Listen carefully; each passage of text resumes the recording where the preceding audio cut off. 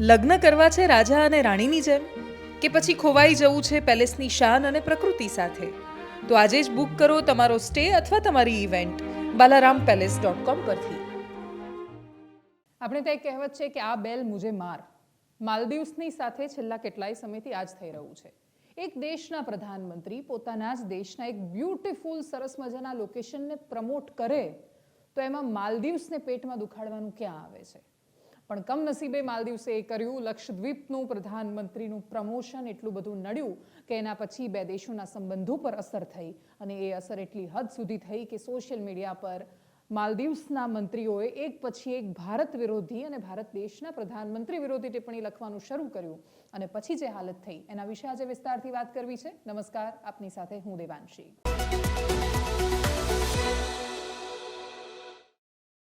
સામાન્ય રીતે ગુજરાત અને દેશના એકદમ નાના નાના સમાચારો પર આપણે વધારે ફોકસ કરીએ છીએ, પણ આજે માલદીવ્સ અને લક્ષદ્વીપના આ સંબંધોની વાત એટલા માટે કરવી છે કેમ કે તમે એક તસવીર, જો તમે સોશિયલ મીડિયા પર તમારી હાજરી છે અને જો તમે ટીવી ન્યૂઝ ચેનલ જુઓ છો, સમાચાર પત્રો વાંચો છો તો ચોક્કસથી જોઈ હશે. એ તસવીર હતી પ્રધાનમંત્રી મોદીની લક્ષદ્વીપના સુંદર મજાના દરિયા કિનારે બેસીને એ રમણીયતાનો ફાયદો ઉઠાવતી, અને જેમાં પીએમ પોતાના જ દેશના એક ટુરિસ્ટ સ્પોટના પ્રવાસનના એક સ્થળનું પ્રમોશન કરી રહ્યા છે. એવું કહી રહ્યા છે કે ભાઈ આવો, અહીંયા ફરવા માટે આવો, અહીંયા સરસ મજાની વાતાવરણ છે. લક્ષદ્વીપમાં જો પ્રવાસીઓ વધારે ફરવા જાય છે તો એક સ્વાભાવિક રીતે એવું કહેવાય છે કે માલદીવ્સનો ઓપ્શન છે. કોઈ પણ વ્યક્તિ કહેશે કે આનો ઓપ્શન આ છે, એટલે હું શિવરાજપુર જાઉં અને જો હું એવું કહું કે ગોવાના બીચીસ કરતાં પણ સુંદર બીચ ગુજરાતના દ્વારિકા પાસે શિવરાજપુરનો છે, તો એમાં ગોવાના લોકોએ શું કામ માઠું લગાડવું જોઈએ? કેમ કે અમર્યાદિત સંખ્યામાં લોકો પ્રવાસ કરતા થયા છે. પહેલાં લોકો આટલી સરળતાથી ફરવા નહોતા જતા, હવે લોકો વધારે રૂપિયા વાપરે છે ફરવા પાછળ. પ્રવાસનને ગજબ વેગ મળી છે. કોવિડ પછીનો સમય એવો આવ્યો કે કોરોના પછી માણસને લાગ્યું કે આખી જિંદગી કમાયા પછી એ વાતની ગેરંટી જ નથી કે કેટલું જીવીશું, અને લોકો હોસ્પિટલમાં ખરાબ રીતે મૃત્યુ પામ્યા, અને મૃત્યુ પામેલા સ્વજનોને જોઈને મોટાભાગના લોકોએ વિચાર્યું કે આપણે છીએ ત્યાં સુધી જીવી લઈએ, છીએ ત્યાં સુધી દુનિયા જોઈ લઈએ. આગળનું વિચારીને આપણે પૈસા ભેગા કરતા જઈએ છીએ અને પછી આપણા હાથમાં કશું હોતું નથી. કોવિડ નામે અથવા એ પ્રકારની કોઈ મહામારી આવે છે ને જીવન છીનવીને જતું રહે છે. મોટાભાગના લોકોના મગજમાં માઇન્ડસેટ એક સેટ થયું, અને એના પછી લોકો બહાર ફરતા થયા. ઓવર ટુરિઝમ થયું છે. આ વખતે તમે યુરોપ સહિતના દેશ જુઓ તમે તો દુનિયાભરમાં તમારી આજુબાજુના તમારા ગામના એટલીસ્ટ તમે 50 લોકોને એવા ઓળખતા હશો કે જે લોકો ફરવા માટે દુબઈ જાય છે, માલદીવ્સ જાય છે, બાલી જાય છે, થાઈલેન્ડ જાય છે, બેંકોક જાય છે. હવે બહુ સરળ થઈ ગયું છે વિદેશમાં ફરવા જવું. વિદેશમાં ફરવા જાય દુનિયામાં કશો જ વાંધો નથી, પણ ગુજરાત કે દેશ કે જે પોતાનું રાજ્ય કે પોતાનો દેશ જો બહુ સુંદર હોય અને ત્યાં ફરવા જાય અને દેશના પ્રધાનમંત્રી એને પ્રમોટ કરે તો બાજુવાળાએ ખોટું તો બિલકુલ ન લગાડવું જોઈએ. માલદીવ્સે લગાડ્યું એની પાછળનું આજે તમને કારણ સમજવું છે. માલદીવ્સને આ બળતરા ભારતથી આજે નથી. માલદીવ્સમાં હમણાં જ ચૂંટણી પૂરી થઈ છે. 2-3 મહિના મેક્સિમમ એ લોકોની સરકાર બને થયા છે, અને જે નવી સરકાર આવી એનો ચૂંટણીમાં એક જ રાજનૈતિક મુદ્દો હતો. એમનું સ્લોગન હતું કેમ્પેનનું કે ઇન્ડિયા આઉટ, માલદીવ્સમાંથી ભારતને બહાર કાઢો. આ જ મુદ્દા પર એ ચૂંટણી લડ્યા. શું કામ બહાર કાઢો? તો ભારત અને માલદીવ્સ એકબીજાની સાથે મળીને અનેક પ્રોજેક્ટ પર કામ કરી રહ્યા હતા, જેમાંથી સૌથી વધારે પ્રોજેક્ટ એ દેશોની દરિયાઈ સીમાની સુરક્ષાને લઈને હતા, ડિફેન્સમાં ઘણું બધું બનાવવાને લઈને હતો. એક માલદીવ્સનો $500 મિલિયન પ્રોજેક્ટ ચાલી રહ્યો છે કે દરિયાની વચ્ચે 6.7 કિલોમીટરનો એક બ્રિજ બનાવવામાં આવી રહ્યો છે. ભારત એમાં પણ સહાયતા કરી રહ્યું છે. અને પહેલાની જે માલદીવ્સની સરકાર હતી એ ચાઇનાની જગ્યાએ ભારતને પ્રાધાન્ય આપતી હતી. વર્ષોથી માલદીવ્સની સરકારો આ કરતી આવી હતી. માલદીવ્સમાં શાસન બન્યાનો એક બીજો ટ્રેન્ડ એ પણ હતો કે વ્યક્તિ જો દેશનો પ્રેસિડેન્ટ બને છે ત્યાં, તો રાષ્ટ્રપતિ બન્યા પછી એ સૌથી પહેલા મોટા ભાગના કિસ્સાઓમાં ભારતની મુલાકાત કરે છે. પણ જે નવા ચૂંટાઈને આવ્યા એ પ્રેસિડેન્ટનો ચાઇના પ્રત્યે ઝુકાવ વધારે છે. સાઉથ એશિયા જે દુનિયાનો આપણો હિસ્સો છે એની અંદર એમ પણ વર્ચસ્વની એક લડાઈ ચાલી રહી છે. લડાઈ બે દેશોની વચ્ચે સીધી રીતે છે, ભારત અને ચીન. ચીનનો અત્યાર સુધી પ્રભાવ રહ્યો છે. હજુ સાઉથ એશિયામાં એ પોતે સૌથી મોટું છે એ સ્થાપિત કરવા માટે દરેક રીતે પોતાની લડાઈઓ લડી રહ્યું છે. ભારત પણ એમાં પોતાનો દાવો બતાવીને સાઉથ એશિયામાં ભારત પણ મોટો ભાઈ બનવાની કોશિશ કરી રહ્યું છે. પણ એ બંને કોશિશો પોતપોતાની રીતે ત્યાં સુધી ઓકે ચાલતી હતી, પણ માલદીવ્સમાં જે સરકાર આવી એના એન્ટી ઇન્ડિયા સેન્ટિમેન્ટ હતા. એ ભારતને બહાર કાઢો અને રાષ્ટ્રવાદ, માલદીવ્સનો રાષ્ટ્રવાદ, એના મુદ્દા પર એ લોકો ચૂંટણી લડ્યા. લડ્યા પછી પોતાને સાબિત કરવા માટે કે અમે ભારતની સામે છીએ, એટલે એમણે સૌથી પહેલા ચાઇના જવાનું પસંદ કર્યું. માલદીવ્સના અત્યારે ચૂંટાઈને આવેલા પ્રધાનમંત્રીનું નામ, રાષ્ટ્રપતિનું નામ મોહમ્મદ મુઇઝુ છે અને મોહમ્મદ મુઇઝુ 8થી લઈને 12 જાન્યુઆરી સુધી ચાઇનાની મુલાકાતે છે. એમનો ચીનનો પ્રવાસ શરૂ થયો છે.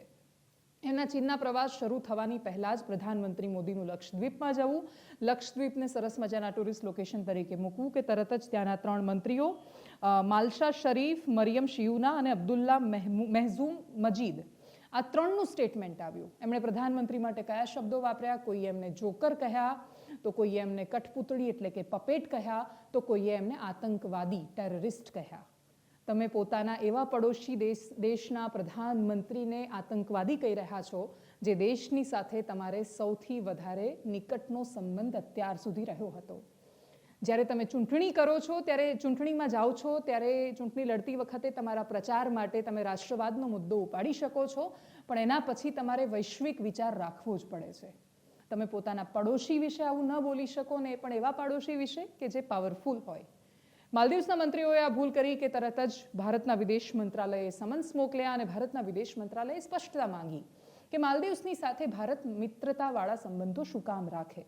ભારતે એ પરંપરાને રોકવાની શરૂઆત ત્યારથી જ કરી હતી જ્યારે માલદીવ્સે ચૂંટણીમાં ઇન્ડિયા આઉટનું સ્લોગન લગાવ્યું અને એ જીત્યા પણ ખરા ચૂંટણી. ભારતને બહાર કાઢો એ સેન્ટિમેન્ટ પર માલદીવ્સમાં ચૂંટણી લડાઈ, આવી રીતે પ્રચાર કરીને એ ચૂંટણી જીત્યા પણ ખરા. અને એના પછી જ્યારે એમના શપથ હતા ત્યારે શપથના આમંત્રણ ભારતને પણ આપવામાં આવ્યું, પ્રધાનમંત્રીને આપવામાં આવ્યું. ભારતે બિલકુલ પ્રાધાન્ય ન આપ્યું અને પોંડિચેરીથી લેફ્ટનન્ટ ગવર્નર ત્યાંથી કિરણ બેદીને મોકલ્યા એ ફંક્શનમાં. ભારતે એ વખતે પણ પ્રાધાન્ય નહોતું આપ્યું માલદીવ્સને. પરિસ્થિતિ આજે એવી આવીને ઊભી રહી કે ભારતીય વિદેશ મંત્રાલયે જેવું જ સમન્સ પાઠવ્યું, તરત જ માલદીવ્સની સરકારે માફી પણ માંગી. અને ન માત્ર માફી માંગી, એમણે કહ્યું કે માલદીવ્સની સરકાર આ નિવેદનોની સાથે નથી ઊભી. અમારા ભારતની સાથે સારા અને મૈત્રીપૂર્ણ સંબંધો છે અને પોતાના 3 મંત્રીઓ અને સાંસદોને એમણે સસ્પેન્ડ કર્યા છે પોતાની પોસ્ટ પરથી. આ સમજવું પડે તમારે કે તમે જ્યારે વૈશ્વિક રાજનીતિમાં તમે અંદર જેવા એન્ટર થાવ છો કે તરત જ તમારે એક ખાબોચિયામાંથી બહાર નીકળવું પડે છે. હવે સામે માલદીવ્સને નુકસાન એ રીતે શરૂ થયું છે કે મોટાભાગના લોકો હવે પોતાનો માલદીવ્સનો પ્રવાસ કેન્સલ કરી રહ્યા છે. પ્રધાનમંત્રીએ જ્યારે લક્ષદ્વીપ માટે પોસ્ટ મૂકી ત્યારે મોટાભાગના લોકો એ કન્ફ્યુઝનમાં હતા કે લક્ષદ્વીપમાં માલદીવ્સ જેવી સુવિધાઓ હશે કે કેમ, ત્યાં રિસોર્ટ માલદીવ્સ જેટલા સારા નથી, ત્યાં કનેક્ટિવિટીના અમુક ઇશ્યુઝ છે. પણ એ બધું હવે બાજુ પર મુકાઈ રહ્યું છે અને મોટાભાગની સાઇટ્સ હવે માલદીવ્સના જે પેકેજીસ છે એને કેન્સલ કરી રહી છે અને લોકો આખા ટુરિઝમને લક્ષદ્વીપ બાજુ ડાયવર્ટ કરી રહ્યા છે. આને કહેવાય કે ખૂણામાં ક્યાં હથોડો પડ્યો છે એ શોધીને એના પર પગ મૂકવા જવો. પ્રધાનમંત્રીએ જ્યારે આ પોસ્ટ એમણે મૂકી ત્યારે એમનો ઉદ્દેશ્ય ખાલી લક્ષદ્વીપના ટુરિઝમને પ્રમોટ કરવાનો હતો અને માલદીવ્સની સરખામણીએ તમે લક્ષદ્વીપ પણ આવી શકો છો એ પ્રમોટ કરવાનો હતો. પ્રધાનમંત્રી મોદી વેડ ઇન ઇન્ડિયા એટલે કે બહાર જાઓ છો એની જગ્યાએ ભારતમાં લગ્ન કરો એ મુહિમને પણ પ્રમોટ કરી રહ્યા છે.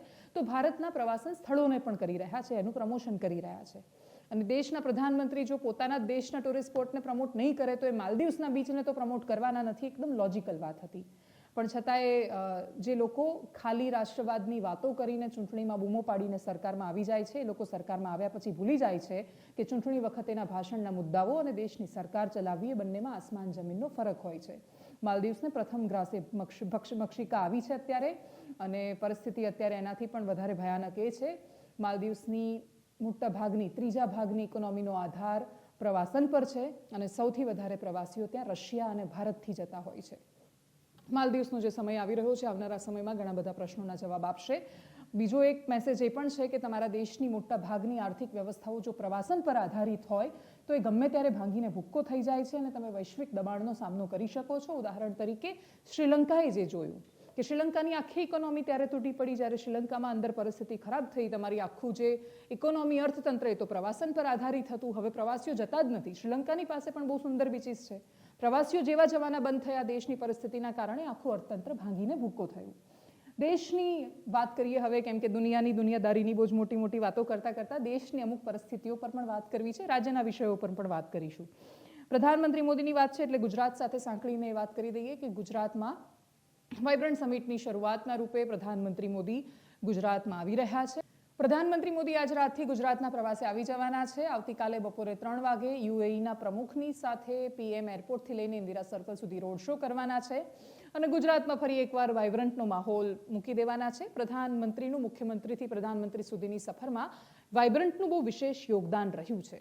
આ વખતે ગુજરાત સરકારે પણ વાઇબ્રન્ટમાં બહુ સ્પેશિયલ મહેમાનો બોલાવવાની કોશિશ કરી હતી. ઘણા બધા લોકોનો સંપર્ક પણ કરાયો હતો, એમાંથી ઘણા બધા લોકો આવી પણ રહ્યા છે. ખાસા સમય પછી વાઇબ્રન્ટ સમિટનું આયોજન કરવામાં આવ્યું છે. એમાં પણ સ્પેસિફિક જેમ કે ખાલી વેજીટેરિયન ફૂડ પીરસવાના છે અને બાકીની ઘણી બધી ખાસિયતો આ વખતે છે. બસ ખાલી થાળીના ભાવ 10,000 રાખે છે કે 15,000 એના પર નજર રહેશે, કેમ કે ઘણીવાર વાઇબ્રન્ટમાં પીરસાતી થાળીના ભાવ અથવા એમાં થતા ખર્ચાના બિલ તમે સાંભળો તો એવું થાય કે આ સાંભળીને તો કોઈને પણ ચક્કર આવી જશે. પણ ખેર, વાઇબ્રન્ટના ઘણા બધા ફાયદાઓ પણ છે જે ગુજરાત રાજ્યને મળ્યા છે. પ્રધાનમંત્રી મોદી જ્યારે રોડ શો કરશે ત્યારે એક માહોલ બદલી દેવાની ક્ષમતા ધરાવે છે અને એટલે જ આવતીકાલના રોડ શોમાં યુએઈના પ્રમુખની સાથેનો એ રોડ શો હોવા છતાં પણ એક અલગ માહોલ દેખાવાનો છે. બીજો એક સૌથી મહત્વનો મુદ્દો આ બંનેમાં જે ઉપસીને સામે આવ્યો હોય, લક્ષદ્વીપની વાત હોય, માલદીવ્સની વાત હોય કે પછી યુએઈ સાથેના સંબંધોની વાત, પ્રધાનમંત્રી મોદી અને ભારતીય જનતા પાર્ટી બંનેની પોલિટિક્સનું આ વખતે બહુ જ મોટું ફોકસ મુસ્લિમ મતદારો છે, ખ્રિસ્તી મતદારો છે. એમને ખબર છે કે હિન્દુ હવે એમની બહુ વિશાળ વોટ બેંક બની ચૂકી છે ધર્મની દ્રષ્ટિએ, અને એટલે જો એમણે અદ્ભુત બહુમતી સાથે દેશમાં સત્તા પર આવવું હોય તો એના માટે મુસ્લિમ અને ખ્રિસ્તી જેવી લઘુમતીઓના વોટ પણ ખૂબ મહત્વના છે. અને એટલે જ આ વખતે 25મી ડિસેમ્બરનો નાતાલનો તહેવાર હોય, પ્રધાનમંત્રી મોદીએ પોતાના નિવાસસ્થાન પર બહુ જ બધા ખ્રિસ્તી સમુદાયની સાથે કરેલી બેઠક, અને એમાં એમણે ત્યાં પણ પ્રધાનમંત્રી એવું બોલ્યા હતા કે ખ્રિસ્તી સમુદાય સાથે મારો બહુ જૂનો નાતો રહ્યો છે. બતાવે છે કે કેરળની મિશનરીઝની સાથેના પણ એ સંપર્કો વધારી રહ્યા છે. કેરળ જેવું રાજ્ય હોય કે જ્યાં ખ્રિસ્તી સમુદાયનો બહુ જ વિશાળ દબદબો છે, થી લઈને જ્યારે એમણે દક્ષિણ ભારતમાં એક વર્ચસ્વ જમાવવું હોય તો આ બંને વોટ બેંકની જરૂર છે. હમણાં જ યોજાયેલી મન કી બાતમાં હજારો મુસ્લિમ મહિલાઓએ દેશભરમાં પ્રધાનમંત્રીની મન કી બાત સાંભળી અને પછી એને વખાણી પણ હતી. એટલે પીએમ મુસ્લિમ વોટ બેંક પર બહુ જ મોટું નજર રાખીને આ વખતે બેઠા છે. લક્ષદ્વીપ જ્યાં પણ પ્રમોશન કર્યું ત્યાં ભલે માલદીવ્સે એવું કહ્યું કે ટેરરિસ્ટ વગેરે જેવા શબ્દો વાપર્યા, પણ માલદીવ્સે બોલતી વખતે, માલદીવ્સના મંત્રીઓએ લખતી વખતે ભૂલ્યા હતા કે લક્ષદ્વીપમાં 97% વસ્તી મુસલમાનની છે. એટલે જો લક્ષદ્વીપમાં પણ પ્રવાસન વધે છે તો એ ત્યાંના મુસલમાનોને જ ફાયદો થવાનો છે, કેમ કે એ ત્યાંના સ્થાનિક છે. પણ છતાંય જ્યારે શરૂઆતમાં જે વાત થઈ કે તમારે એ મતલબ એ ફરક સમજવો પડે કે તમે ચૂંટણીના ભાષણમાં બોલી રહ્યા છો કે પછી તમે સરકાર ચલાવી રહ્યા છો. આ મતભેદ પારખતા મોટાભાગના લોકોને સમય લાગી જતો હોય છે. આગળ વાત ગુજરાત રાજ્યની કરીએ, ગુજરાત રાજ્યની રાજનીતિની કરીએ તો આજે પણ અરવિંદ કેજરીવાલ અને ભગવંત માન દિલ્હી અને પંજાબના મુખ્યમંત્રી ગુજરાતમાં હતા.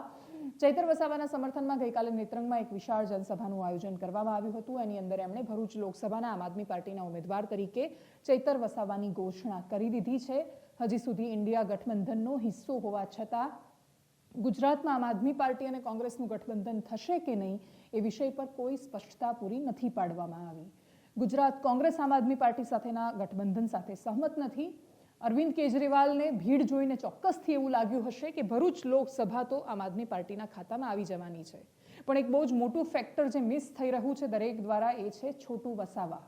એટલા માટે કેમ કે તમે ભરૂચ લોકસભાના પરિણામોનું એનાલિસિસ કરશો તો છેલ્લી 3 થી 4 ટર્મ બહુ સ્પષ્ટ રીતે બતાવે છે કે છોટું વસાવા જે સમયે જેડીયુમાં હતા ત્યારે જેડીયુમાંથી, બીટીપીમાં આવ્યા તો બીટીપીમાંથી, એ જ્યારે ચૂંટણી લડે છે ત્યારે બહુ બધા મતોનું સમીકરણ બગાડી નાખે છે વિપક્ષ માટે.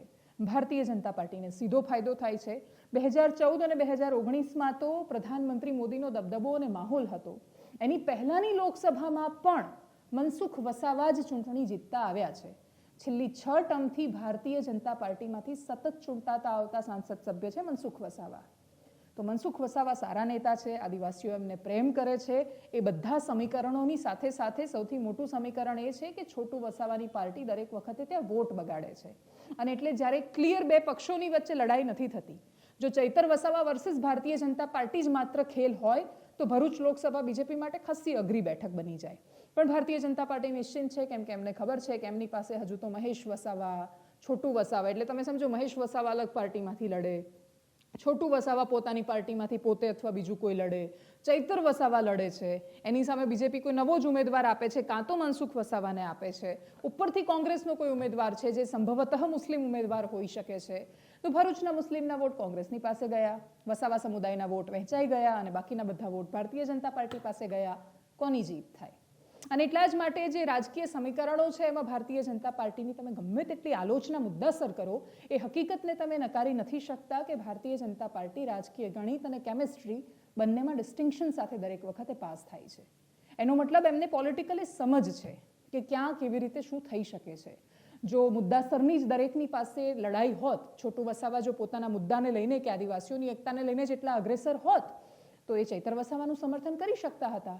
ચૈતર વસાવા બીટીપી છોડીને આમ આદમી પાર્ટીમાં લડ્યા એનું મૂળ કારણ જ એ હતું કે છોટુ વસાવા હંમેશા દરેક વખત એવું લોલીપોપ આપતા કે આવતી વિધાનસભા તમને લડાવીશું, આવતી વિધાનસભા તમને લડાવીશું, અને દરેક વખતે લડવા માટે મહેશ વસાવા એમના છોકરા આવી જતા. અને એટલે જ આ પરિસ્થિતિ જ્યારે થાય ત્યારે લોકો સામે જતા હોય છે. ચૈતર વસાવા પણ જેલમાં છે, ચૂંટણીને હજુ થોડો સમય છે, હવે આવનારા 4 મહિનામાં કેટલી અસર રહેશે એ ખબર નથી. ચૈતર વસાવાની લોકપ્રિયતા સામે કોઈ શંકા નથી, પણ આમ આદમી પાર્ટીની ગણતરી છે બહુ સ્પષ્ટ રીતે દેખાય છે કે આમ આદમી પાર્ટી, કોંગ્રેસ, બીટીપી આ બધા જ જ્યારે અંદરો અંદર લડે છે ત્યારે સ્વાભાવિક રીતે ફાયદો બીજેપીને થાય છે, કેમ કે દરેકની વોટ બેંકનો આધાર સરખો છે. મુસલમાનોના વોટમાં આમ આદમી પાર્ટી અને કોંગ્રેસ અને બીટીપી વચ્ચે જ પરસ્પર વહેંચણી અને ઝઘડા થાય છે. આદિવાસી વોટ બેંકમાં પણ મોટા ભાગે એ થાય છે. જે આદિવાસી ભારતીય જનતા પાર્ટીને વરેલો છે એ તો વરેલો છે, જે લોકો મનસુખ વસાવા માટે કામ કરે છે એ લોકો કરે છે, એ લોકોનામાં વૈચારિક સ્પષ્ટતા છે. વચ્ચે ઉભેલો જે મતદાર છે એ જ્યારે વહેંચાઈ જાય ત્યારે પરિણામો બહુ સ્પષ્ટ થતા હોય છે. ગાંધીનગરની મહાનગરપાલિકાથી લઈને ગુજરાતની વિધાનસભા ચૂંટણીના પરિણામો પછી પણ જો વિપક્ષો આટલી સરળ ગણતરીને ન સમજી શકતા હોય તો પછી એમને કોઈ સમજાવી શકે એમ નથી. છોટુ વસાવા હજુ પણ પોતાને એક અલગ જ મિજાજ અને જમાનામાં જીવી રહ્યા છે. સતત મળેલી હાર છતાંય એમને એવું જ લાગે છે કે નહીં, એમણે આદિવાસીની એ જ રાજનીતિ કરવી જોઈએ. બહુ સરળ સવાલ છે. છોટુભાઈ વસાવા જ્યારે આદિવાસી હિત અને અધિકારની વાત કરે છે, વર્ષોથી કરતા આવ્યા છે. એક પ્રશ્ન એ પણ થાય ને કે તમે જ્યારે 5-6 ટર્મથી એકદમ યુવાનીથી લઈને પોતાની વૃદ્ધાવસ્થા સુધી ચૂંટણીઓ સતત લડતા રહ્યા, આદિવાસી લોકો તમને પસંદ કરતા રહ્યા, તમે જીતતા રહ્યા, તમારા પોતાના વ્હાઇટ હાઉસ બની ગયા, બંગલોઝ બની ગયા, તેના આદિવાસીઓ એની જ પરિસ્થિતિમાં શું કામ છે? તમે માત્ર એમને તમે મૂળ માલિક છો અને બાકીનું બધાનું એક દિવસ બધાને કાઢી મૂકીશું ને આપણે લઈ લઈશું એવા એક ઉન્માદ અને ભ્રમમાં એમને રાખી રહ્યા છો. તમને પણ ખબર છે કે દેશ બંધારણથી ચાલે છે, તમને પણ ખબર છે કે એવું ક્યારેય શક્ય નથી બનવાનું કે તમે ત્યાં રહેતા બાકીના બધા જ લોકોને કાઢી મૂકો અને પછી બધું આદિવાસીને આપી દો. એ તમે એને ભ્રમણામાં રાખવા સિવાય કે એને ગેરમાર્ગે દોરવા સિવાય કશું જ નથી કરી રહ્યા. ઉપરથી એક એવા આદિવાસી કે જે પોતાને મળ્યું એમાં સંતોષ રાખે છે, પોતાની હાથની મહેનતથી દુનિયાનું સર્જન કરવા માટે એની સક્ષમતા છે, એ ભણી ગણીને સાવ વિષમ પરિસ્થિતિમાંથી પણ કલેક્ટરથી લઈને નેતા બધું બની શકે છે અને એ ધારે તો પોતાના સમાજને બદલી શકે એમ છે. આદિવાસી યુવાનો માંડ જાગૃત થઈને ભણતા થયા છે, આગળ આવતા થયા છે. મજૂરનો છોકરો મજૂર જ બને એ ભ્રમણાને તોડતા થયા છે. આજે તમે શહેરોમાં આવીને જુઓ, કન્સ્ટ્રક્શન સાઇટ પર કામ કરવાવાળા પણ આદિવાસી છે, તો સચિવાલયમાં નોકરી કરવાવાળા પણ આદિવાસી છે. અને જે સચિવાલયમાં નોકરી કરે છે એની જવાબદારી બને છે કે એ સુનિશ્ચિત કરે કે કન્સ્ટ્રક્શન સાઇટ પરથી એક મજૂરનો છોકરો બહાર આવીને ભણતો થાય. એ કોશિશો પણ થઈ રહી છે. અને જ્યારે એ નથી થતું, તમને એવું લાગે છે કે એજ્યુકેશનમાં ખામી છે, તમને એવું લાગે છે કે પાણીની સમસ્યા છે, ખેતીની સમસ્યા છે, તો તમારે એ વિષય પર સરકારની સામે બોલીને લડવાની જગ્યાએ, લડીને એ સુવિધાઓ પહોંચાડવાની જગ્યાએ તમે એવી વાત કરી રહ્યા છો કે નહીં બધાને કાઢી મૂકીશું ને પછી બધું તમને આપી દઈશું, તો એ તમને પણ ખબર છે કે એ શક્ય નથી. તમે માત્ર એ લોકોને ભ્રમણા વિશ્વમાં રાખીને એ લોકોનો દુરુપયોગ કરી રહ્યા છો. રાજનીતિમાં જો છેલ્લે દરેક વખતે આદિવાસીઓનો દુરુપયોગ જ થવાનો હોય પછી એ કોઈ પણ કરે, એ ભારતીય જનતા પાર્ટી કરે, કોંગ્રેસ કરે, બીટીપી કરે, આમ આદમી પાર્ટી કરે, દરેક આદિવાસીના ખભા પર બંદૂક મૂકીને ફોડે છે, પણ એ નથી સમજતા કે અમારા તો ચૂંટણી સમયના દરેક આદિવાસી પ્રદેશમાંથી કરેલા અનેક ગ્રાઉન્ડ રિપોર્ટ છે. એ લોકોની પીડાનું સોલ્યુશન શું? પીડા તો અમે બતાવીએ છીએ ને તમે બતાવો છો, પણ એનું સોલ્યુશન શું? એ વાતનો તમારી પાસે જવાબ છે? ત્યાં પાણી નથી પહોંચતું. સૌથી વધારે વરસાદ ક્યાં પડે છે? તો આ રાજ્યના આદિવાસી વિસ્તારોમાં પડે છે. અને છતાં એ લોકો પાણી માટે શું કામ ટળવળે છે? સૌથી વધારે મજૂરો ક્યાંથી આવે છે? એ વિસ્તારોમાંથી આવે છે. છતાં એ શું કામ આપણે સુનિશ્ચિત કરીએ છીએ કે તમારી કન્સ્ટ્રક્શન સાઇટ પર કામ કરતો માણસ હોય, એ કાઠિયાવાડમાં જઈને ખેતરમાં મજૂરી કરતો માણસ હોય, કે એ સુરતમાં શેરડીના ખેતરમાં કામ કરતો મજૂર હોય, એ આવે ક્યાંથી? ડાંગથી આવશે, કાં તો છોટાઉદેપુર, મહીસાગર, પંચમહાલ, ગોધરાની તો ગોધરિયા એ રીતે છાપ પડી ગઈ હતી. શું કામ? તો કે ગોધરામાંથી મજૂરો આવે. ગોધરાથી આવતા દરેક માણસને ગોધરિયા એવું કહેતા. એ સન્માન મિસિંગ હતું. એ સન્માન અપાવવાની લડાઈ કોણ લડશે? એ લોકોના બાળકો પણ ભણી શકે અને એ લોકોને પણ સમાન અધિકાર મળે એના માટે પ્રયત્ન કરવાની જગ્યાએ જો એમને એવા ભ્રમણા વિશ્વમાં રાખશો કે નહીં તમારે કંઈ જ કરવાની કે એની જરૂર નથી, અમે અમારા બંગલા બનાવે રાખીશું અને તમારું શોષણ કરે રાખીશું, તો એ રીતે કોઈ દિવસ કલ્યાણ નહીં થઈ શકે. અને એટલા જ માટે જે યોજનાઓ છે એ લાગુ કરવા માટેના પ્રયાસો કેમ નથી થતા? સરકારી ચોપડે સરકારી બજેટમાં ફળવાતા રૂપિયા ખરેખર એના સુધી પહોંચે એના માટેની કોશિશ કેમ નથી થતી? પણ એની જગ્યાએ બસ બધું જ ખોટું, બધું ખરાબ છે ને લૂંટો, તો એ ન્યાય તો ક્યારેય દેશનો વિકાસ નથી શક્ય. અને એટલા જ માટે આ બધા પ્રશ્નોની વચ્ચે છોટુ વસાવાને એ વાતનો ચૂંટણીમાં જવાબ પણ મળ્યો કે વર્ષોના એમના શાસનનો અંત આવ્યો, પણ એના પછી પણ એ જ્યારે લડી રહ્યા છે ત્યારે કોની સામેની એમની લડાઈ છે? ભારતીય જનતા પાર્ટી કે આમ આદમી પાર્ટી નહીં, ચૈતર વસાવા સામેની લડાઈ છે. અને એટલે જે આદિવાસીનું કયું કલ્યાણ કરવાના છે એ ખબર નથી. તમને અંશો સંભળાવવા છે છોટુ વસાવા સાથેની વાતચીતના. વર્ષા વસાવાએ ચૈતર વસાવાની જે વાત કરી એના વિશેનો એક નાનો અંશ, અને અરવિંદ કેજરીવાલ ભગવંત માને જે કહ્યું એમાંથી ખાલી અરવિંદ કેજરીવાલની વાતને એકદમ સંક્ષિપ્તમાં સાંભળીએ. ચૈતરભાઈ ભલે જેલમાં છે, પણ જે 7 તારીખનો પ્રોગ્રામ હતો એ ચૈતરભાઈના સમર્થન માટે જ રાખ્યો હતો. એટલે હું જ્યારે 2 દિવસ પહેલાં મળવા માટે ગઈ હતી તો મને સાહેબે કીધું કે ભલે હું જેલમાં છું પણ મારા વતી લોકોને સંદેશો પહોંચાડવાનો છે એવી રીતના. એટલે પછી એમના જે સંદેશો હતા તે હું લોકોની આગળ લોકોને સંભળાવ્યા, એટલે લોકો ખૂબ ખુશ થયા અને એમના નામના નારા આખા મેદાનમાં ગુંજી ઉઠ્યા. ભરૂચ લોકસભા પરથી ચૈતરભાઈ ચૂંટણી લડશે અને અમારી જીત તો પાક્કી જ છે. आज पूरे गुजरात में अगर बीजेपी एक आदमी से डरती है तो उसका नाम है चैतर वसावा.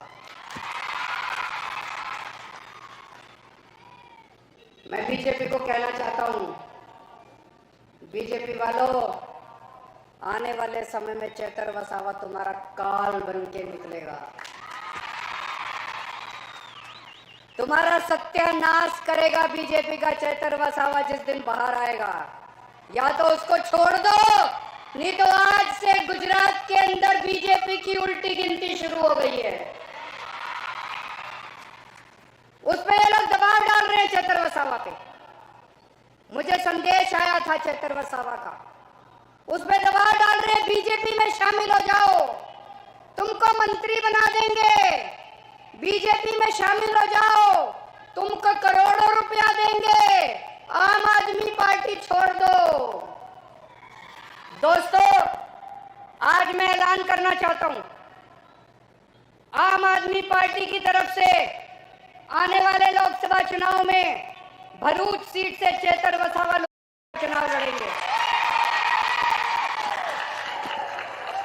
કંઈ ફેર નથી પડવાનો. આ ચૂંટણી થવાનું છે તો પણ એ બધા એક જ તુંબડાના વેલાના તુંબડા છે, કશું થવાનું નથી. 55 વર્ષ સુધી રાજ કોંગ્રેસે કર્યું, હવે ભાજપ 10 વર્ષથી કરી રહેલું છે. આપ બી ત્યાં દિલ્હી અને પંજાબમાં કરી રહ્યું છે.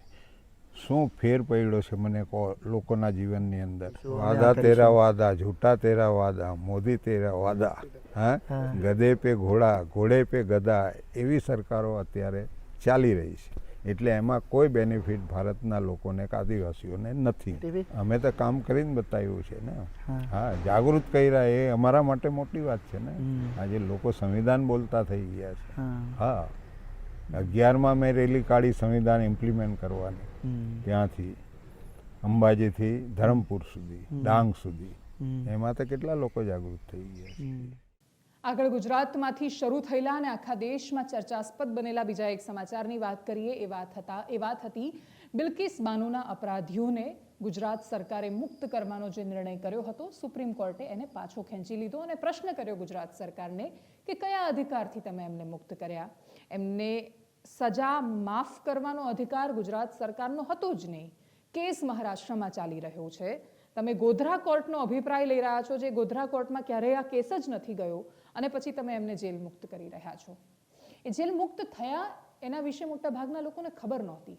કહાની ક્યારે શરૂ થઈ? જ્યારે વિશ્વ હિન્દુ પરિષદે ફટાકડા ફોડીને, આતશબાજી કરીને, ભવ્યાતિ ભવ્ય રીતે હાર પહેરાવીને એમનું સ્વાગત કર્યું, અને ગોધરાના એ વખતના ધારાસભ્ય, ચૂંટણી આવી રહી હતી, 2022નો માહોલ હતો, તો ઉત્સાહમાં કહી દીધું કે બ્રાહ્મણ છે ને એટલે સંસ્કારી હતા. પ્રશ્ન એ થાય કે જે લોકો સાબિત થયેલા છે, દોષિત સાબિત થયા છે, બળાત્કારી સાબિત થયા છે, હત્યારા સાબિત થયા છે, એ લોકોનું તમે ફુલહાર પહેરાવીને સ્વાગત કરો છો. એમની સજા માફ થાય છે તો પણ એ ઉજવણીનો તો અવસર હતો જ નહીં એ ગામમાં. પણ જાણે એકબીજાને પડકાર આપવાની અને ફરી એકવાર બતાવી દેવાની વાત ચાલતી હોય એમ ચૂંટણીમાં એ લોકોનો ભયંકર ઉપયોગ થયો. એ લોકો ત્યાં રહ્યા જ નથી, એમના ઘરે હાજર. એ ક્યારેક એક સભામાં હોય, ક્યારેક બીજી સભામાં. એક સભામાં સાંસદ હતા દાહોદના જશવંતસિંહ ભાભોર, એમની સાથે દેખાયા. કોઈવાર ધારાસભ્યની સાથે દેખાયા, ભારતીય જનતા પાર્ટીના કાર્યક્રમોમાં, વિશ્વ હિન્દુ પરિષદના કાર્યક્રમોમાં. હવે કોઈ સામે આવીને કહેશે કે નહીં અમે કોર્ટને જવાબ આપીશું કે કયા ન્યાયે એમને છોડ્યા હતા. હવે વીએચપી આવશે સામે? કોઈ નથી આવવાનું હવે સામે. સજા ભોગવવાની જ્યારે આવે છે ત્યારે જેલમાં જવાનો ઉદ્દેશ્ય શું હોય છે કે જેલમાં ગયા પછી માણસને એના અપરાધનો અહેસાસ થાય અને એ વધારે સારો માણસ બનીને એ અપરાધથી દૂર થઈને પાછો આવે. તમે જ્યારે એનું હાર પહેરાવીને સ્વાગત કરો છો ત્યારે તમે એવું કહી રહ્યા છો કે તે બહુ સરસ કામ કર્યું હતું કે 21 વર્ષની એવી સ્ત્રી કે જે 5 મહિનાની ગર્ભવતી હતી એના પર તે બળાત્કાર કર્યો હતો. એ ખરેખર અભિનંદન આપવા જેવી વાત હતી. બિલ્કિસ બાનોનો ધર્મ જોઈને આપણે નક્કી કરીશું કે આપણે એને સમર્થન આપવું જોઈએ કે નહીં. કમનસીબે બંને બાજુ દુરુપયોગ બહુ થયા. બિલ્કિસ બાનોનો પણ બહુ મિસયુઝ થયો. ઘણી બધી સંસ્થાઓથી લઈને અનેક લોકોએ બિલ્કિસ બાનોની સાથે જે થયું એ જ ખાલી ગુજરાતમાં થયું એ રીતે પણ પ્રસ્થાપિત કરવાની કોશિશ કરી. એ જ ખાલી નહોતું થયું, પણ જે થયું હતું એ જસ્ટિફાઈ કરવાને લાયક તો નહોતું. એના પર અવાજો ઉઠવા જોઈતા હતા. કમનસીબે આપણે જે કહીએ છીએ ને કે દુર્જનોની દુર્જનતા કરતાં સજ્જનોનું મૌન વધારે ઘાતક હોય છે. સજ્જનો ચૂપ હતા, એ મૌન ઘાતક હતું, પણ આખરે કોર્ટમાંથી જવાબ મળ્યો છે. બિલ્કિસ બાનોને ફરી એકવાર ન્યાય મળ્યો છે. ખબર નથી 21 વર્ષની એ છોકરી આજે આટલી ઉંમરને પાર પહોંચી અને હજુ એને દર વર્ષે ન્યાય જ મળ્યા કરે છે. એનો મતલબ કે એની સાથે દરરોજ અન્યાય પણ તો થાય છે. દરેક એનો કોઈને કોઈ રીતે ઉપયોગ કરવાની કોશિશ કરે છે. એ સ્ત્રી ક્યારેય સામાન્ય જીવન જીવી જ ન શકી. એનું જીવન એણે પોતાની આંખ સામે પોતાના પરિવારજનોને મરતા જોયા છે. એણે પોતાના નાના બાળકને મરતા જોયું છે. આ બધું જ જોયા પછી આજે પણ એક અલગ જ જીવન જીવી રહી છે. એને હજારો લાખો રૂપિયાની મદદ થઈ, એનજીઓઝ આવ્યા, દરેકે પોતાના ફાયદા ઉઠાવ્યા, ગેરફાયદા ઉઠાવ્યા, બિલ્કિસનો એક ચહેરા તરીકે ઉપયોગ કર્યો અને સામે જે અપરાધીઓ હતા એ લોકોને એમના અપરાધનો અહેસાસ કરાવવાની જગ્યાએ તમે બહુ જ મહાન કામ કર્યું છે એ રીતે પણ એમનો રાજનીતિએ દુરુપયોગ કર્યો. કમનસીબે રાજનીતિ બધાનો દુરુપયોગ કરી જાય છે. બિલ્કિસનો પણ કરવી ગયા કરવાવાળા આ લોકોનો પણ કરી ગયા. આખરે જ્યારે સજા મળે છે ત્યારે પરિવારની સાથે કોઈ નથી ઊભું રહેતું. બિલ્કિસના કેસમાં ઘણા બધા રિએક્શન સામે આવ્યા. હવે જે ન્યાય મળ્યો એ પણ જાણે બહુ મહાન કાર્ય થયું હોય. એટલે ન્યાય મળવો એ મહાન કાર્ય છે, પણ આ રીતે ન્યાય મળ્યા પછી એ પણ જાણે બતાવી દેવાની વાત હોય. બિલ્કિસના ગામમાં પણ ફટાકડા ફોડીને ઉજવણી કરવામાં આવી, જાણે બહુ જ કંઈક અલગ વાત થઈ ગઈ હોય. એ છોકરીને તો દરરોજ આ જ રીતે અન્યાયની સામે ન્યાય મળી રહ્યો છે. ફટાકડા ફોડવાની કોઈ વાત જ નહોતી, પણ મેં ના કહ્યું બતાવી દેવાની વાત ચાલે છે કે એ વખતે હિન્દુઓએ દેખાડી દીધું હતું, આ વખતે મુસલમાન દેખાડી દેશે. આ હિન્દુ મુસલમાનના દેખાડવામાં રાજનીતિના રોટલા શેકાતા જાય છે અને એ રોટલા તમારા મૃતદેહો પર લાગેલી આગ પર શેકાય છે. કોઈ સમજી જ નથી શકતું અને એટલે લગાવે રાખે છે આગ, અને આગ લાગે રાખે, રોટલા શેકાય રાખે, થયા કરે છે. આજે પણ એ જ થયું. કેસમાં આવેલી પ્રતિક્રિયાઓ અસદુદ્દીન ઓવૈસીથી લઈને બાકીના ઘણા બધા લોકોની સામે આવી. ગુજરાતમાંથી ખાલી કોંગ્રેસ પક્ષ એવો હતો કે જે તે સમયે એણે ખોંખારીને આ વાતનો જવાબ આપ્યો હતો. મને બહુ જ સારી રીતે યાદ છે કે આમ આદમી પાર્ટીમાંથી એ વખતે અરવિંદ કેજરીવાલ ગુજરાતના પ્રવાસે હતા, મુદ્દો ચર્ચામાં હતો અને દરેક ઇન્ટરવ્યુઅરને એ વસ્તુ ગંભીરતાથી કહેવામાં આવી હતી કે દરેક પ્રશ્નોના જવાબ આપીશું, બિલ્કિસ પર નહીં બોલીએ. મુસલમાનોના વોટ જોઈએ છે પણ બિલ્કિસ પર ચૂપ રહેવું છે. એટલે આમ આદમી પાર્ટીનું જે સ્ટેન્ડ હતું, આજે કદાચ જો એમાંથી કોઈએ પ્રતિક્રિયા આપી હોય તો સૌથી પહેલો સવાલ એ રહેશે કે એની સાથે થઈ રહેલા અન્યાય પર તમે ચૂપ હતા તો ન્યાય પર બોલવાનો અધિકાર કોણે આપ્યો? ગુજરાત કોંગ્રેસે એ વખતે સ્ટેન્ડ લઈને પત્રકાર પરિષદ કરી હતી કે જે થઈ રહ્યું છે ખોટું થઈ રહ્યું છે, ન થવું જોઈએ. એના પછી આજે એ વખતે પત્રકાર પરિષદ કરનાર જિગ્નેશ મેવાણી હતા, અન્યાય પર બોલ્યા હતા તો ન્યાય પર બોલવાનો પણ અધિકાર છે. એમણે શું કહ્યું સાંભળીએ. हाल ही में सुप्रीम कोर्ट ऑफ इंडिया ने बिल्किस बानो के बलात्कारियों को 2 वीक के अंदर दोबारा सरेंडर करने का आदेश किया है. ये बहुत ही उम्दा जजमेंट है, मैं उसका स्वागत करता हूं. लेकिन गुजरात की अस्मिता और गौरव तो तभी कलंकित और खंडित हो चुकी थी जब गुजरात की भाजपा सरकार ने बलात्कार करने वाले लोगों को जेल से रिहा किया. बिल्किस बानो 20 साल की बच्ची थी, 20 साल की लड़की थी, प्रेग्नेंट थी, गर्भवती थी, फिर भी उसके ऊपर सामूहिक बलात्कार हुआ और बलात्कार करने के बाद उसके 11-12 परिवार के लोगों को, उसके 3 साल के बच्चे को भी मार डाला. और ये मामला जब सुप्रीम कोर्ट में गया तो सुप्रीम कोर्ट ने सभी को आजीवन कारावास की सजा सुनाई थी. उसके बावजूद न जाने बलात्कार करने वाले लोगों से आरएसएस और भाजपा को क्या लगाव है कि बिल्किस के बलात्कार करने वाले सभी लोगों को जेल में से छोड़ा, उनको रिहा किया और रिहा करने के बाद बेशर्मी के साथ उनका स्वागत सम्मान करके उनको लड्डू खिलाए थे, उनको मिठाई खिलाई थी, ढोल नगाड़े बजाए थे, अबील गुलाल उड़ाया था. तो ये गुजरात की अस्मिता और गौरव को कलंकित करने वाली घटना थी. अच्छी बात है कि सुप्रीम कोर्ट ने दोबारा इन तमाम कसूरवारों को दोबारा वापस जेल में भेजने के लिए सरेंडर होने का आदेश दिया है. सुप्रीम कोर्ट ने कहा the state of Gujarat acted in complicit with convicts, यानी स्टेट ऑफ गुजरात खुद इन रेपिस्ट के साथ कॉम्प्लिसिट थी। बुनियादी बात ये बेसिकली ये है कि गुजरात में बीजेपी की सरकार रेपिस्ट की मदद करने का काम कर रही थी और ये बात आप भी जानते हैं कि उसमें बीजेपी के दो एमएलएज ने ये एंडोर्स किया कि इन रेपिस्ट को छोड़ दिया जाए। અને છેલ્લે વાત રાજસ્થાનની કરીએ. ભારતીય જનતા પાર્ટી સાથે એક સીન થઈ ગયો. ત્યાં સીન શું થયો? રાજસ્થાનમાં છેક ઉપર બોર્ડર પર પંજાબની સરહદ પર શ્રી ગંગાનગર નામે એક જિલ્લો આવેલો છે. શ્રી ગંગાનગરમાં કરણપુર નામે એક વિધાનસભા છે. ચૂંટણી નહોતી થઈ, ત્યાં ચૂંટણી કરાવવામાં આવી. ભારતીય જનતા પાર્ટી ચૂંટણી એટલા માટે નહોતી થઈ શકી, તમને યાદ હોય તો 199 બેઠકો પર મતદાન થયું હતું. 200 વિધાનસભા બેઠક છે રાજસ્થાનની. 199 પર વોટિંગ એટલે થયું હતું કેમ કે કમનસીબે એક ઉમેદવારનું અચાનક મૃત્યુ થઈ ગયું ને એટલે કરણપુર સીટનું આખું ઇલેક્શન છે કેન્સલ થયું. એના પછી ફરીથી ત્યાં ચૂંટણી થઈ. ચૂંટણીમાં ભાજપના ઉમેદવાર કોણ હતા? સુરેન્દ્રપાલ સિંહ ટીટી. સુરેન્દ્રપાલ સિંહને ભારતીય જનતા પાર્ટીએ ચૂંટણી લડાવતા પહેલા મંત્રી બનાવી દીધા. એમણે મંત્રી પદના શપથ લઈ લીધા. ખાતું હજુ ફાળવવાનું બાકી હતું. રાજ્યકક્ષાના મંત્રી એમને બનાવવામાં આવ્યા હતા. રાજ્યકક્ષાના મંત્રી જ્યારે શપથ લઈને પોતાની વિધાનસભા ક્ષેત્રમાં ચૂંટણી લડવા માટે ગયા તો જનતાએ હરાવી દીધા. હવે આનાથી ખરાબ સીન શું થાય કે જે રાજ્યમાં તમારી સરકાર બની છે, અદ્ભુત મેજોરિટી સાથે સરકાર બની છે, ત્યાં એક એવી સીટ કે જ્યાં ઇલેક્શન નથી થયું, ત્યાં તમે એક વ્યક્તિને મંત્રી બનાવીને ચૂંટણી લડવા માટે મોકલો છો અને એ વ્યક્તિને જનતા નથી સ્વીકારતી. તો મતલબ જનતાને ત્યાં મંત્રીની પણ જરૂર નહોતી. જીતવાવાળા કોણ છે? તો રૂપેન્દ્રસિંહ કુનેર નામ છે, કોંગ્રેસ પક્ષના છે.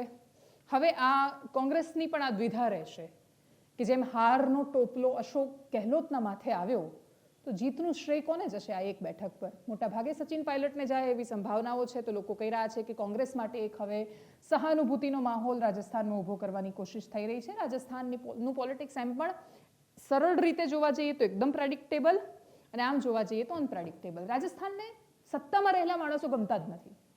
એટલે ઉદાહરણ તરીકે જ્યારે કોંગ્રેસનું શાસન હોય તો એ 5 વર્ષે પલટાવી દે છે કે નહીં, આ લોકો સારા નહોતા, આ લોકોને ટ્રાય કરીએ. રાજસ્થાનમાં અત્યારે ભારતીય જનતા પાર્ટીની સત્તા છે તો રાજસ્થાનના લોકોને સત્તાધીશો પસંદ નથી અને એટલે જ એમણે ભારતીય જનતા પાર્ટીને જાકારો આપ્યો છે. અને રાજસ્થાનમાં ચારેય બાજુ એક હારની ચર્ચા ભારતીય જનતા પાર્ટીની વિશેષ રૂપે થઈ રહી છે. એનાલિસિસમાં અત્યારે બસ આટલું. જો આપ અમને યુટ્યુબ પર જોઈ રહ્યા છો તો સબસ્ક્રાઇબ કરો, ફેસબુક પર જોઈ રહ્યા છો તો ફોલો કરો, અમારા વિડીયોને શેર કરો. અમારી એપ્લિકેશન iOS એન્ડ્રોઇડમાં આવી ગઈ છે તો એને ડાઉનલોડ કરો અને એક ખુશ ખબર તમને બધાને આપવાના છે. છેલ્લી 1.5 વર્ષની અમારી આ યાત્રા અને અમને પાપા પગલી કરતા તમે શીખવાડી દીધું છે, તમે સતત અમને સાથ આપ્યો છે. જ્યારે અમે ભૂલ કરી રહ્યા છીએ એવું તમને લાગ્યું ત્યારે ટીકાઓ કરી છે અને ટીકાઓથી પણ ઉપર એટલો બધો પ્રેમ આપ્યો છે કે પ્રેમના કારણે અમે 5 લાખ સબસ્ક્રાઇબર યુટ્યુબ પર પાર કરી દીધા છે. આવતા વર્ષે આ સમયે મળીશું ત્યારે માણસ જાત છે જે મળ્યું એના કરતાં અપેક્ષા વધારે રહે છે અને એટલે જ 1 મિલિયન પર મળીશું એવી મને અપેક્ષા છે. Thank you so much Gujarat. નમસ્કાર.